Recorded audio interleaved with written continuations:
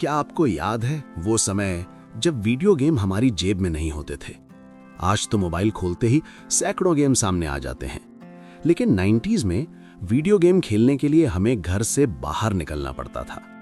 और उस समय वीडियो गेम का मतलब होता था गली के कोने पर छोटी सी वीडियो गेम की दुकान।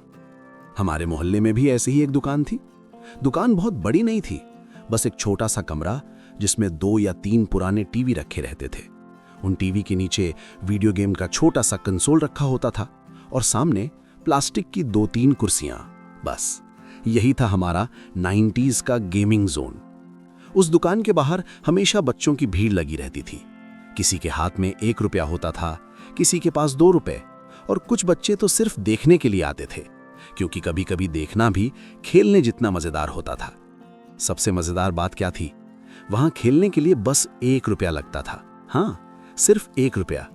आज सुनने में छोटा लगता है, लेकिन उस समय 1 रुपया भी बड़ी चीज हुआ करती थी। कई बार तो हमें वो 1 रुपया पाने के लिए पूरा दिन इंतजार करना पड़ता था। कभी माँ से कहते, माँ 1 रुपया दे दो ना, और माँ पूछती किस लिए? हम थोड़ा रुक कर बोलते, बस ऐसे ही। लेकिन माँ सब समझ जाती थी। वो मुस्कुराकर कहती, फिर वही वीडियो गेम खेलने जाना है ना। और अगर उस दिन माँ का मूड अच्छा होता तो वो धीरे से 1 सिक्का हमारे हाथ में रख देती। वो छोटा सा चमकता हुआ 1 रुपया उस समय हमें खजाने जैसा लगता था। उस सिक्के को हम जेब में भी नहीं रखते थे, क्योंकि डर होता था कहीं गिर ना जाए।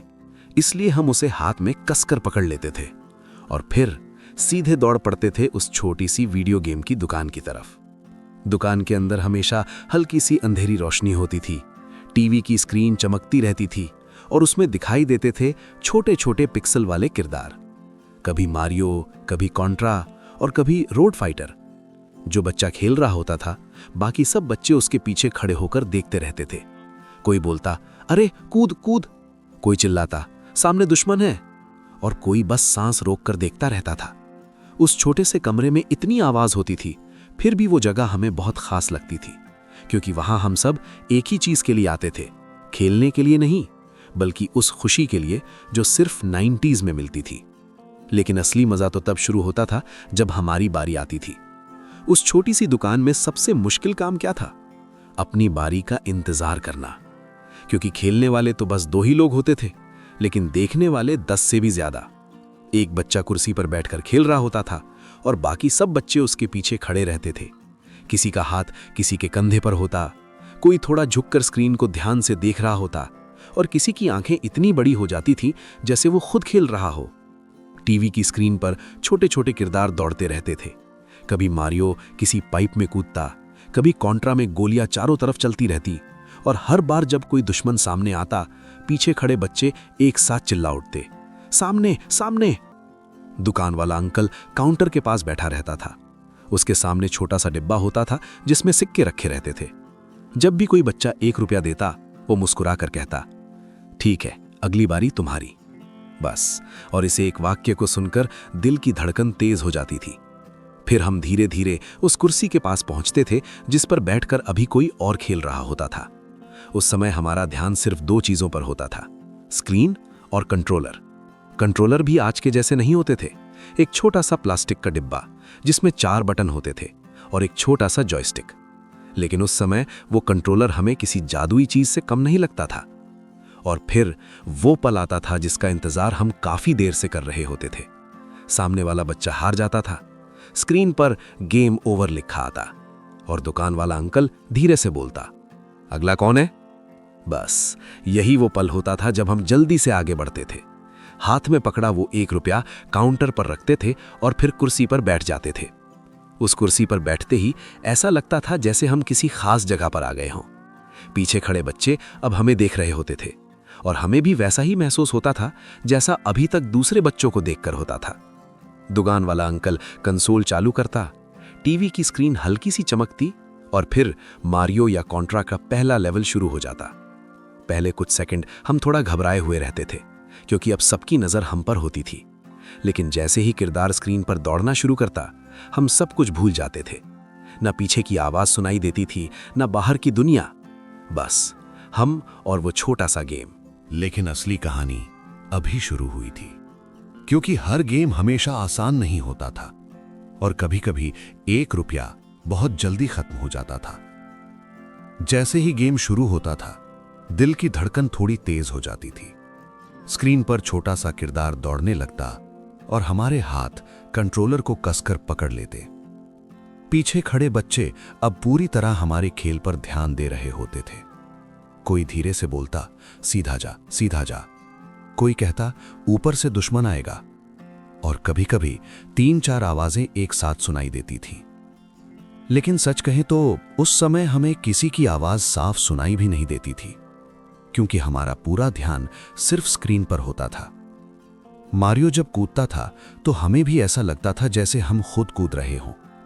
और जब किसी दुश्मन को हराते थे तो पीछे खड़े बच्चे खुशी से बोल उठते, अरे बच गया। लेकिन हर गेम हमेशा आसान नहीं होता था। कभी अचानक किरदार गड्ढे में गिर जाता था, कभी दुश्मन अचानक सामने आ जाता था, और कभी बस एक छोटी सी गलती से पूरा गेम खत्म हो जाता था। स्क्रीन पर धीरे से लिखा आता, गेम ओवर। और उस पल दिल थोड़ा सा टूट जाता था। पीछे खड़े दोस्त थोड़ा हंसते भी थे। कोई मजाक में बोलता, अरे इतना आसान था। कोई कहता, अगर मैं खेलता तो ये लेवल पार कर देता। लेकिन सच तो ये था कि जब उनकी बारी आती तो वही गलती वो भी करते थे, और फिर सब फिर से हंसने लगते थे। उस समय हारना भी इतना बुरा नहीं लगता था, क्योंकि वहां सिर्फ गेम नहीं था, वहां दोस्त थे, हंसी थी, और वो छोटा सा कमरा जिसमें हम सब अपनी छोटी सी दुनिया बना लेते थे। कभी कभी हम जल्दी हार जाते थे और फिर जेब टटोलते थे, शायद कहीं 1 और रुपया मिल जाए। लेकिन ज्यादातर बार जेब खाली होती थी। तब हम दुकान से बाहर आकर बस खड़े हो जाते थे और बाकी बच्चों को खेलते हुए देखते रहते थे। सूरज धीरे धीरे नीचे उतरने लगता था। दुकान के बाहर हल्की सी शाम होने लगती थी और हम सोचते, कल फिर आएंगे, कल शायद 1 और रुपया मिल जाएगा। उस समय वीडियो गेम सिर्फ खेल नहीं था, वो एक छोटा सा सपना था जो 1 रुपए में कुछ मिनटों के लिए सच हो जाता था। लेकिन हमें तब एक बात बिल्कुल समझ नहीं आती थी कि ये छोटे छोटे पल एक दिन सबसे बड़ी यादें बन जाएंगे। धीरे धीरे शाम होने लगती थी। दुकान के बाहर आसमान का रंग बदलने लगता था। दिन की तेज धूप अब हल्की नारंगी रोशनी में बदल जाती थी। दुकान के अंदर अब भी वही शोर होता था, टीवी की चमक, बटन दबाने की आवाज और बच्चों की छोटी छोटी चीखें। लेकिन हम में से कुछ बच्चे अब बाहर खड़े होते थे, क्योंकि जेब में रखा वो 1 रुपया काफी पहले खत्म हो चुका होता था। फिर भी हम वहां से जाते नहीं थे। हम बस दरवाजे के पास खड़े रहते थे और अंदर खेलते हुए दूसरे बच्चों को देखते रहते थे, क्योंकि सच कहें तो कभी कभी देखना भी खेलने जितना मजेदार होता था। थोड़ी देर बाद हम अपने दोस्तों के साथ दुकान से बाहर निकलते थे, गली की सड़क पर धीरे धीरे चलते हुए। किसी के हाथ में अब भी कंट्रोलर का एहसास होता था। कोई बोलता, आज मैंने दूसरा लेवल पार किया। कोई कहता, कल मैं कॉन्ट्रा खेलूंगा। और कोई बस चुपचाप मुस्कुराता था। उस समय हमारे पास बहुत कुछ नहीं था, न मोबाइल, न इंटरनेट, न सैकड़ों गेम्स। लेकिन फिर भी हम खुश थे, क्योंकि हमारी खुशी बहुत छोटी चीजों में छुपी होती थी। 1 रुपया, एक छोटा सा गेम और कुछ अच्छे दोस्त। घर लौटते समय सड़क पर हल्की सी हवा चलती थी। कहीं दूर रात का पहला तारा दिखने लगता था और दिल में बस एक ही ख्याल आता था, कल फिर आएंगे। आज वीडियो गेम हर जगह है, मोबाइल में, कंप्यूटर में, कंसोल में। लेकिन अजीब बात यह है, इतने सारे गेम होने के बावजूद वो मजा अब कहीं नहीं मिलता, क्योंकि उस समय वीडियो गेम सिर्फ स्क्रीन पर नहीं था, वो उन दोस्तों में था जो हमारे पीछे खड़े होकर चिल्लाते थे। वो उस छोटी सी दुकान में था जहां हम अपनी बारी का इंतजार करते थे, और वो 1 रुपए में था जिसे हम खजाने की तरह संभाल कर रखते थे। आज अगर कभी मारियो या कॉन्ट्रा का नाम सुनते हैं तो आंखों के सामने वही छोटी सी दुकान आ जाती है, वही टीवी, वही भीड़ और वही दोस्त।